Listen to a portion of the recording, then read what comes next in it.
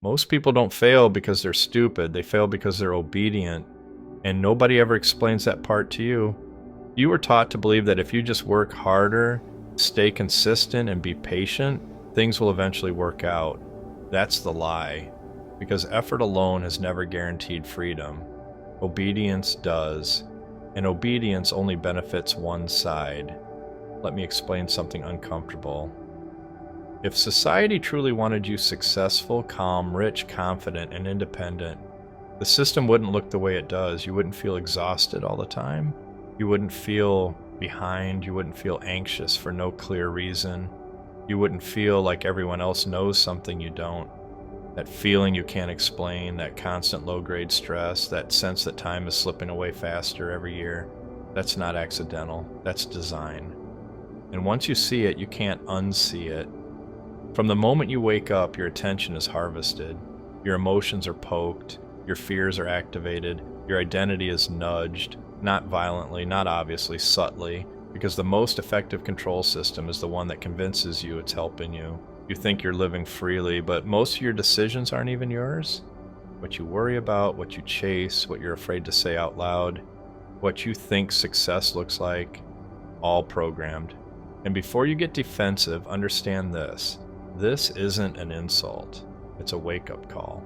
Because once you realize how the game works, you stop blaming yourself for outcomes that were never meant to favor you in the first place. Let's start with the most dangerous lie ever sold. The idea that life is fair if you follow the rules.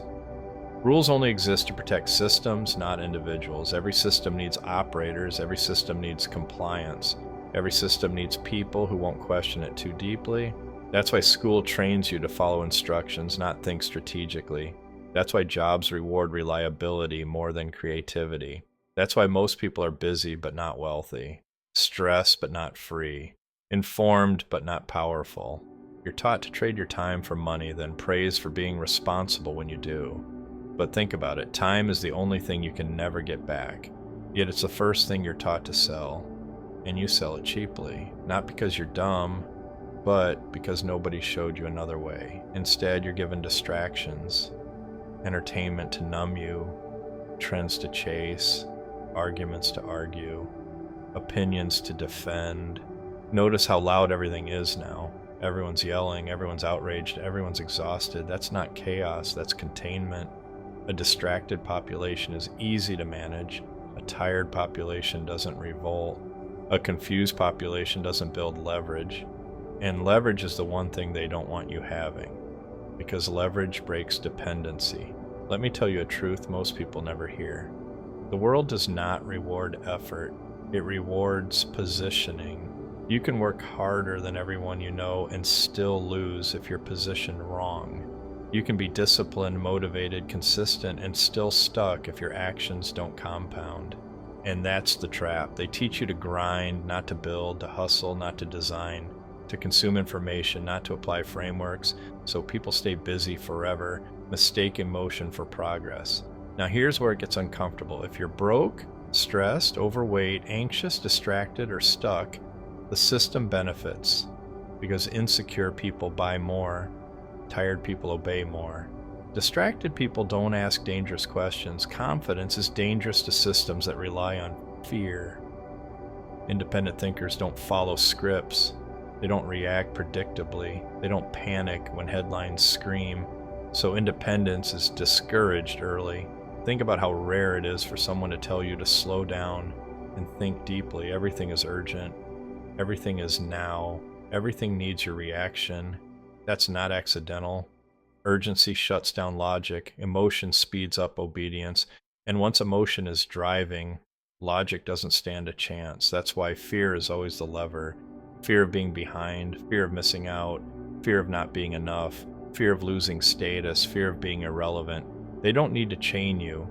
They just need you anxious. An anxious mind doesn't build empires, it scrolls. Now let's talk about the most overlooked form of control, identity. From childhood, you're labeled student, employee, consumer, voter, follower. Rarely are you taught to see yourself as a builder, an owner, a system designer, because builders don't need permission. And permission is the foundation of control. Once you accept a label, you accept the limits attached to it. That's why people say things like, I'm just not good with money. I'm not the entrepreneurial type. I'm not creative. I'm not disciplined. Those aren't truths. Those are scripts, and the most powerful prison is the one inside your own head. Here's the shift that changes everything. You don't escape the system by fighting it. You escape it by understanding it. Every system has blind spots. Every machine has leverage points. Every structure can be climbed if you know where the ladders are. Most people waste their energy complaining about the cage. The smart ones study the locks. The wealthy don't work harder. They work asymmetrically. They focus on actions that scale, decisions that compound, systems that produce while they sleep. Meanwhile, everyone else is praised for effort. Effort feels noble. Effort feels productive. Effort feels like progress. But effort without leverage is just exhaustion. This is why so many people feel burned out yet accomplish nothing meaningful. They were sprinting on a treadmill. Now let's talk about attention. Attention is the real currency. Money is just stored attention. Whoever controls attention controls behavior. Whoever controls behavior controls outcomes. Right now, your attention is being auctioned to the highest bidder. Apps are engineered to keep you scrolling. News is designed to keep you emotional. Entertainment is built to keep you passive. And passive people don't build. They consume what others create. This is why the most radical thing you can do today is think clearly. Clarity is rebellion. Deep focus is rebellion. Building quietly while others argue is rebellion. But clarity requires stillness, and stillness is uncomfortable when you've been trained to be constantly stimulated. Most people can't sit alone with their thoughts for 10 minutes. That's not normal, that's conditioning. When silence feels threatening, something has gone very wrong, because silence is where strategy forms, and strategy is what turns effort into power. Now let's address the lie of motivation. Motivation is unreliable. It comes and goes, it fades. Systems don't rely on motivation, they rely on structure. You don't need to feel inspired, you need a framework that forces progress even when you're tired.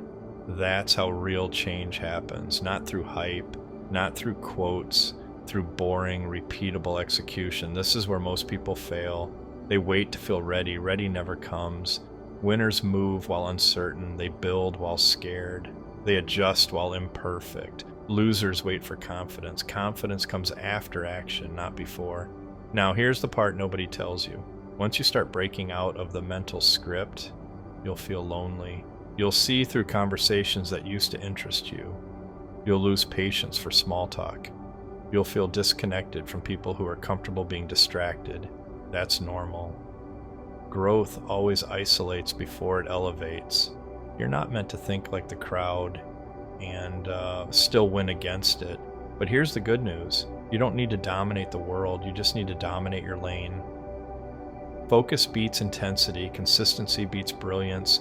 Leverage beats effort.